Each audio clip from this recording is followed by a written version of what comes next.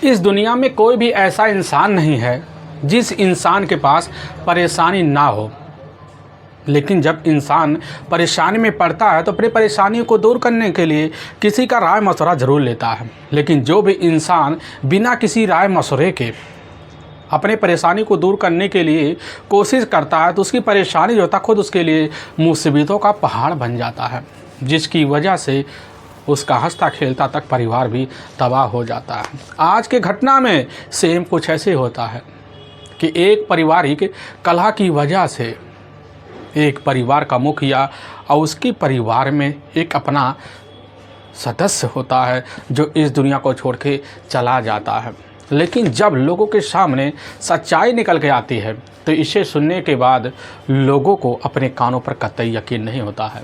आखिर क्या था आज की घटना में, आज की घटना में क्या हुआ, आज की घटना की आप पूरी तह तक सच्चाई जानने के लिए इस वीडियो को आप लास्ट तक ज़रूर देखिएगा। नमस्कार दोस्तों, मैं प्रदीप कुमार आपको इस टेढ़ी बात चैनल पे मैं स्वागत करता हूं। दोस्तों आज की यह जो सच्ची घटना है, यह घटना सुनाने से पहले मैं आपसे एक छोटा सा रिक्वेस्ट करना चाहता हूं, क्योंकि आप अगर इस चैनल पर नए आए हुए हैं और पहली बार आए हुए हैं तो एक बार जाकर आप अपने इन्हीं प्यारे हाथों से आप इस चैनल को सब्सक्राइब ज़रूर कर लीजिएगा, ताकि आपकी वजह से इम्पोर्टेंट होने के नाते यह वीडियो जो है आज काफ़ी लोगों तक पहुंचाया जा सके, और इसके लिए हम आपके तहे दिल से शुक्रगुजार रहेंगे। आज की यह जो सच्ची घटना है, यह घटना ठीक उत्तर प्रदेश में ही औरैया ज़िला पड़ता है, और ठीक उसी में ही एक बेला थाना पड़ता है, और ठीक उसी थाने की मैं बात करने जा रहा हूँ 9 अक्टूबर का ही। तो वही सुबह का लगभग 10 बजे के आसपास का टाइम होता है। तो बेला थाने के एसआई अधिकारी होते हैं विष्णु गौतम, अपने ही थाने में बैठकर कुछ पुराने फाइलें पलट रहे होते हैं। तभी उन्हीं के सामने एक लगभग वही 40 से 42 साल का व्यक्ति पहुंचता है। पहुंचने के बाद अब जैसे ही विष्णु सर उस व्यक्ति के चेहरे को देखते हैं, तुरंत ही भाप जाते हैं कि यह व्यक्ति किसी बड़ी मुसीबत में है। कहने लग जाते हैं कि बताइए आपका यहाँ आने का क्या कारण है।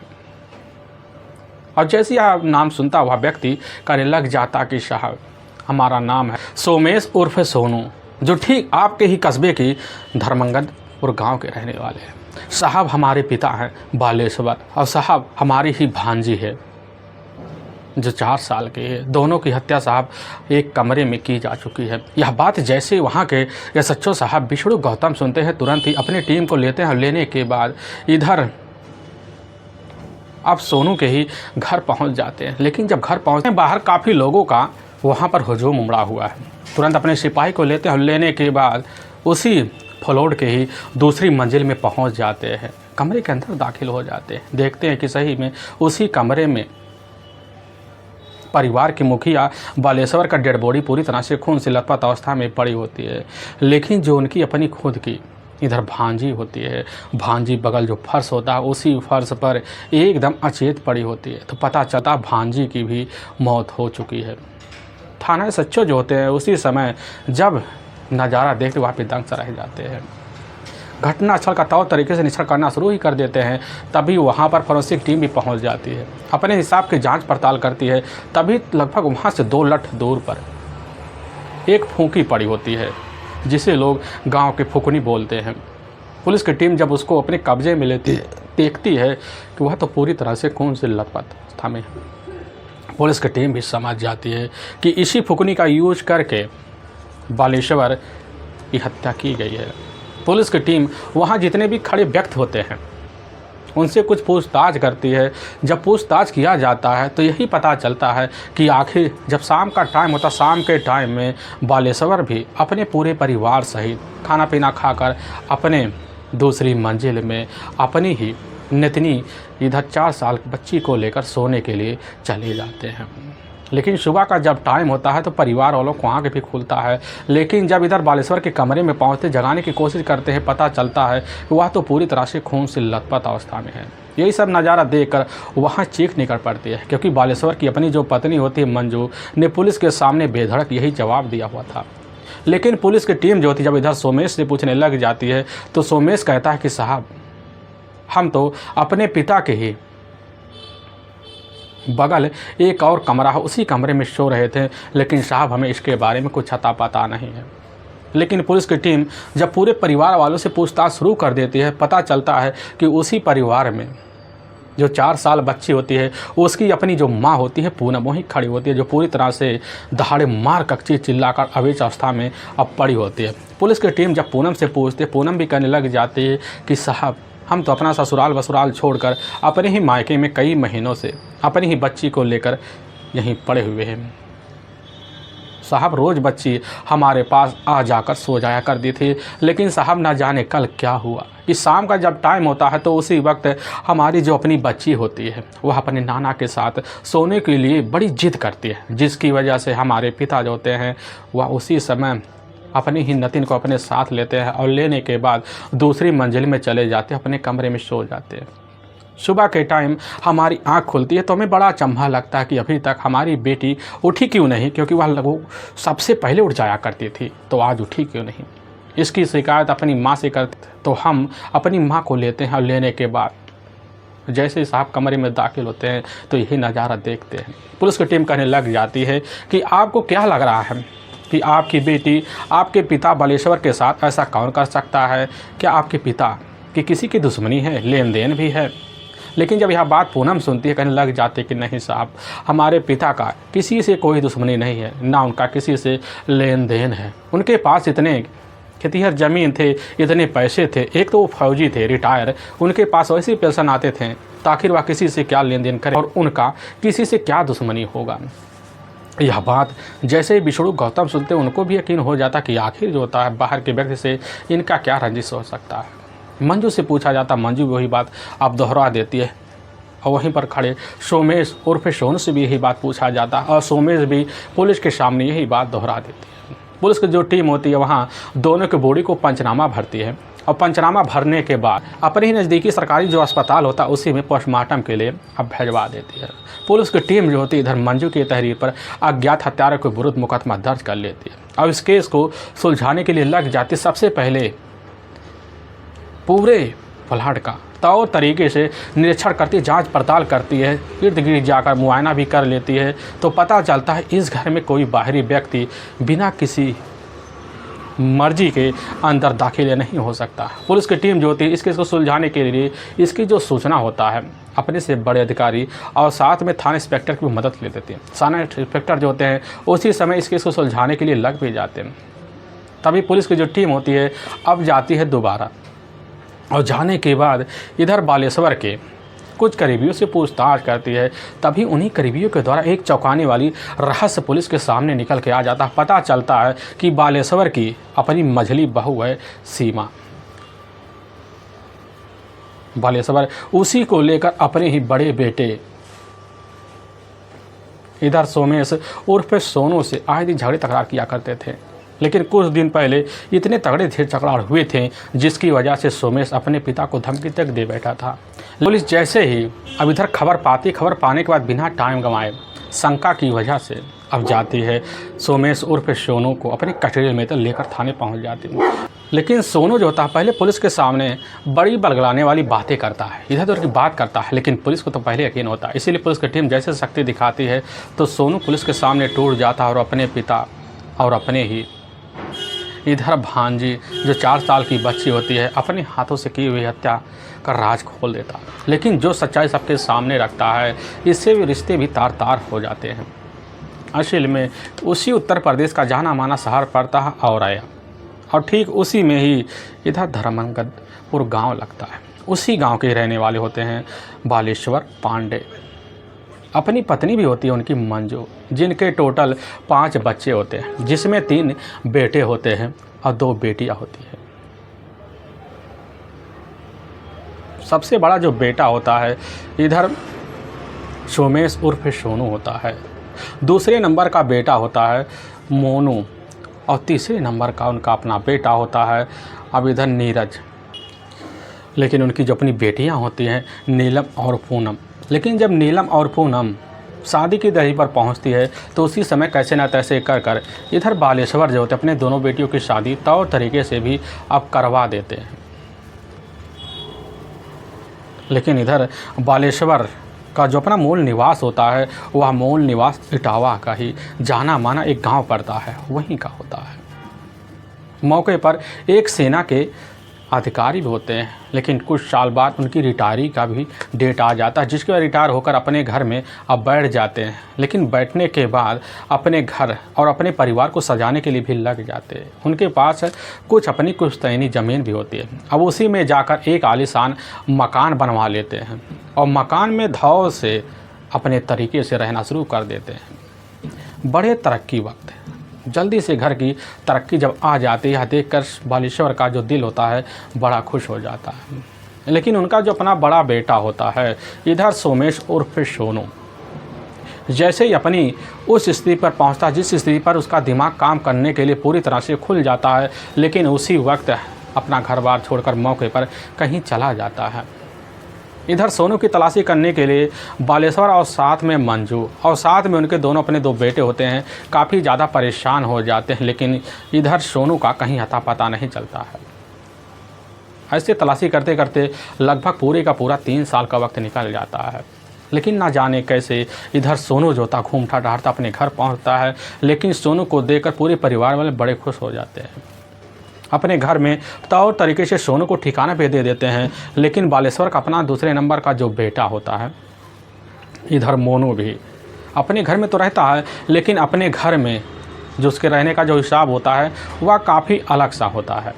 उसके घर वाले इधर मोनू के इस हालत को देखकर काफ़ी ज़्यादा परेशान हो जाते हैं, क्योंकि मोनू का पढ़ाई में एक तो मन नहीं लगता और यहाँ तक काफ़ी आवारा लड़कों के साथ उसकी दोस्ती बन चुकी होती है, जिसकी वजह से बालेश्वर अपने बेटे को अपने अंदर पाबंदी लगाने के लिए काफ़ी पहरा भी लगा देते हैं। लेकिन बालेश्वर जो होता है अपने मुताबिक अपनी ज़िंदगी जीने के लिए अपने बेटों को कभी छूट देते नहीं थे। इधर मोनू जो था अपने पिता के पाबंदी में रहकर काफ़ी ज़्यादा परेशान हो जाता है। बालेश्वर को भी लगने लगता है कि मोनू अगर कहीं छूट पाता है तो ज़रूर आगे चलकर बिगड़ जाएगा।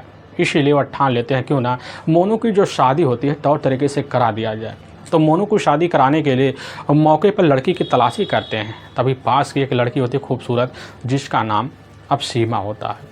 अब सीमा के साथ जाकर इधर अब मोनू की शादी सीमा से जाकर अब करवा देते हैं। मोनू खूबसूरत पत्नी पाकर इधर जो था सीमा के साथ खूबसूरत तरीके से अपनी ज़िंदगी बिताने लग जाता है।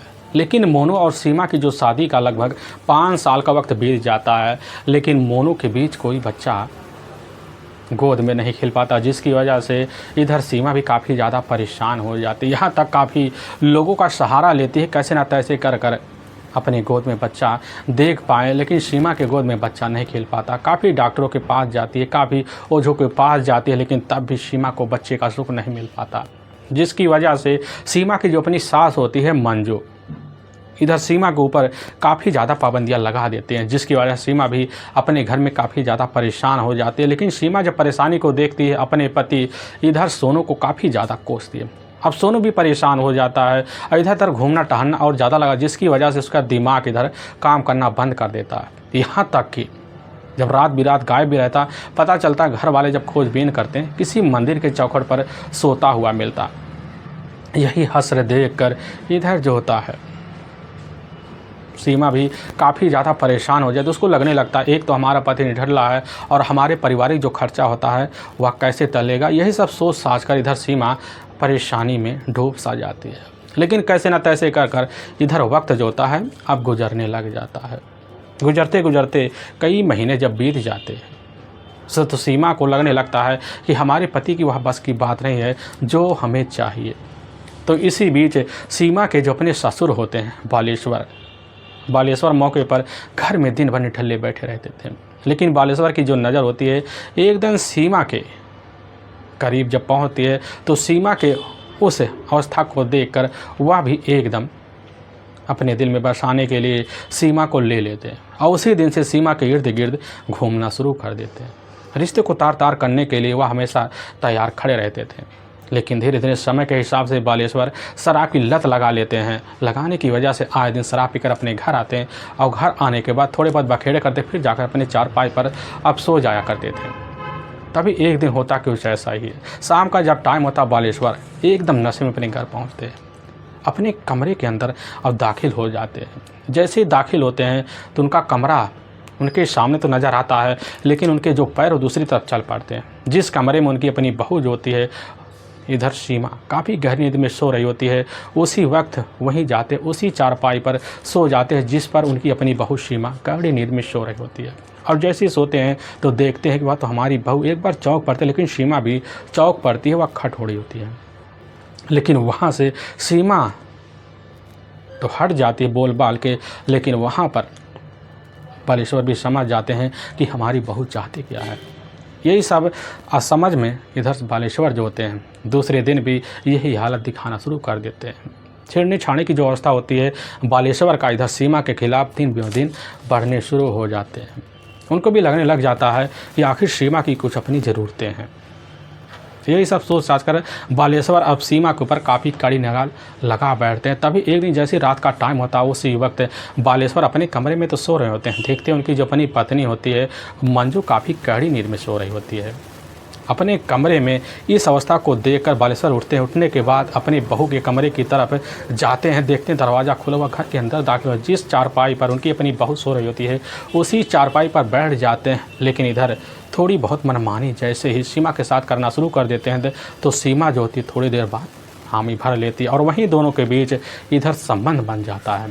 सारे रिश्ते वहीं पर तार तार हो जाते हैं। लेकिन यह संबंध का जो सिलसिला होता है हर दिन चलने लग जाता है, क्योंकि बालेश्वर का अपना जो बेटा होता है, सीमा का जो अपना पति होता है, एक तो पागल की अवस्था पर पहुंच चुका होता है। अपनी पत्नी और अपने परिवार वाले से कुछ लेना देना होता नहीं। इसी मौके का फ़ायदा उठाकर बालेश्वर जो होते हैं सीमा के साथ आए दिन रिश्तों को कायम करने लग जाते हैं। यह सिलसिला लगभग जब चलने लग जाता है तो इसकी जानकारी जाकर ठीक आस पड़ोस के कानों में पहुंचना शुरू हो जाता है। पहुंचने की वजह से जब इधर मंजू को खबर लगता है तो मंजू जो होती है आकर खुद अपनी बहू सीमा से पूछताछ करती है। लेकिन जब सीमा सुनती है, कहने लग जाती है कि माँ जी, आपके कान में जिसने भी इस तरह की बेवकूफ़ी वाली बात भरी है वह चाहता कि हमारे परिवार में दुखों का पहाड़ चुके, क्या आप यही चाहती हैं? लेकिन यह बात जब मंजू सुनती है, सुनने के बाद अपनी बहू की बात पर यकीन कर बैठती है कि बस करो, पड़ोसी वाले हमारे परिवार की खुशी कभी नहीं चाहते। लेकिन मंजू दोते उसी दिन आँख मूंद के अपने परिवार पर भरोसा करना अब शुरू कर देती है। लेकिन जब भी शाम का टाइम होता है तो इधर शाम के टाइम बालेश्वर जो होता है कैसे न तैसे कर अपनी पत्नी को किसी भी अवस्था से नींद की गोली खिला देता, जिसकी वजह से मंजू काफ़ी कड़ी नींद में सो जाती है। अब इसी का फ़ायदा उठाकर बालेश्वर अपनी बहू के कमरे में जाता, फिर रिश्ते को अंजाम देता। अब यह सिलसिला जब चलने लग जाता है तो चलते चलते लगभग कुछ सालों का वक्त निकल जाता है, क्योंकि इधर सीमा को मन मुताबिक अपने ससुर से अपने शौक़ पूरे हो जाते हैं और हाथ में कुछ पैसे आ जाए, जिसकी वजह से अपने शौक़ श्रृंगार के जो खर्चे होते उसको भी सीमा पूरा कर लिया करती थी। यही सब जब चलने लग जाता है तो वक्त तो बड़ी तेज़ी से भागता है। तभी एक दिन सोमेश उर्फ सोनू जो होता है अपने घर पहुंचता है। जब पहुंचता है तो अपने घर में रहना शुरू करता है। तब उसको कुछ पता चलता है। वह पता जब चलता है तो एकदम चौंक से जाता है। यही बात निकल के सामने आता है कि उसकी जो अपनी छोटे भाई की जो पत्नी है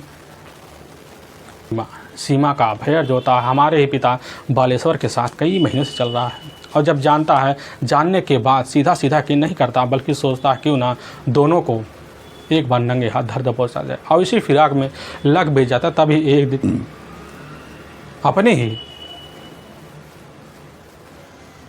पिता के कमरे में से अपनी ही भाई की पत्नी सीमा को निकलते देख लेता, सनस रह जाता, समझ जाता सारा माजरा अब क्या है। उसी दिन जाता अपने पिता से जब पूछताछ करता है तो उसके पिता कह देते हैं कि अगर इस बात की जिक्र बाहर जाती है तो समझ लो तुम इस घर से हमेशा हमेशा के लिए बेदखल हो।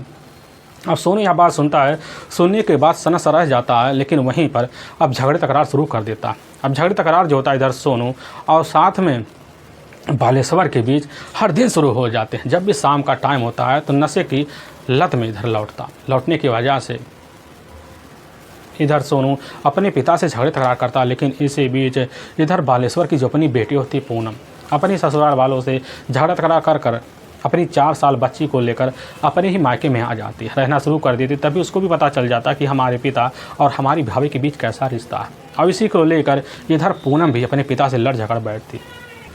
तभी 8 अक्टूबर साल 2018 का जैसे ही शाम का टाइम होता है उसी वक्त बालेश्वर और साथ में सीमा दोनों एक तरफ से ही अब सोमेश उर्फ सोनू से इतने तेज़ झगड़ा करते हैं जिसकी वजह से बालेश्वर जो होता है उसी वक्त सोमेश की डंडे से पिटाई कर देते हैं। सोमेश अपने कमरे में चला जाता है और वहीं पर बैठ कर सोच कर एकदम इतना परेशान हो जाता, सोच लेता है कि जिसने हमारे घर में कला लगवाई वह कला एक दिन इतना आगे बढ़ेगा जिसकी वजह से पूरे परिवार वालों को कला का सामना करना पड़ जाएगा। और बालेश्वर को जिम्मेदार ठहराते हुए सोमेश जो था उसी वक्त एक खतरनाक फैसला लेता और उसी वक्त अपनी ही रसोई में जाता है। जाने के बाद वहाँ से एक फूकी लेता है। लेने के बाद ठीक ऊपरी वाली मंजिल में चला जाता है और जब जाता कमरे में जाता है तो देखता है बालेश्वर एक कड़ी गहरी नींद में सो रहे होते हैं। उन्हीं के ऊपर उसी फुकनी से काफ़ी वार करता है जिसकी वजह से वह हमेशा हमेशा के लिए बालेश्वर इस दुनिया को छोड़ के चले जाते हैं। लेकिन बगल में ही तीजी होती है पलक, जो वह भी कड़ी नींद में सो रही होती है। लेकिन जब यह नज़ारा देखती वहाँ पर वहीं चीख पड़ती है और चीखने की आवाज़ को सुनकर मौके पर इधर सोनू का जो दिमाग होता है पारा एकदम ऊपर चढ़ जाता है जिसकी वजह से वहीं अपनी ही भांजी का वहीं गला दबाकर हत्या कर देता। हत्या करने के बाद अपने घर से बाहर निकलता, पास एक तालाब होता, उसी तालाब में जाकर अपने सारे कपड़े धो लेता, फिर अपने कमरे में आकर आराम से सो जाता है। लेकिन सुबह का जब टाइम होता वह भी रोने धोने का नखड़ा करना शुरू कर देता है। लेकिन यहाँ जो नखड़ा होता है पुलिस के सामने आकर खुद इसका जो होता है भारी पड़ जाता है जिसकी वजह से पुलिस के सामने सारे राज खुल जाते हैं। लेकिन वाकई में दोस्तों पुलिस के सामने अब जब यह सच्चाई खुल जाकर सोमेश उर्फ सोनू की तरफ पर आता, पुलिस की जो टीम होती है उसी वक्त बिना टाइम गंवाए सोमेश को अपने कब्जे में लेकर ले जाती, वहाँ के न्यायालय में पेश कर देते हैं। न्यायालय में सोमेश के ऊपर काफ़ी गंभीर मुकदमा दर्ज कर लेती है। दोस्तों हमें इस घटना का सुनाने का जो उद्देश्य किसी के दिल को ठेस पहुंचाना नहीं है, बल्कि आपको यह बताना है कि आप जहां भी रहें आप सावधान और सतर्क जरूर है। दोस्तों फिर मिलेंगे एक नई वीडियो के साथ, तब तक के लिए जय हिंद और जय भारत।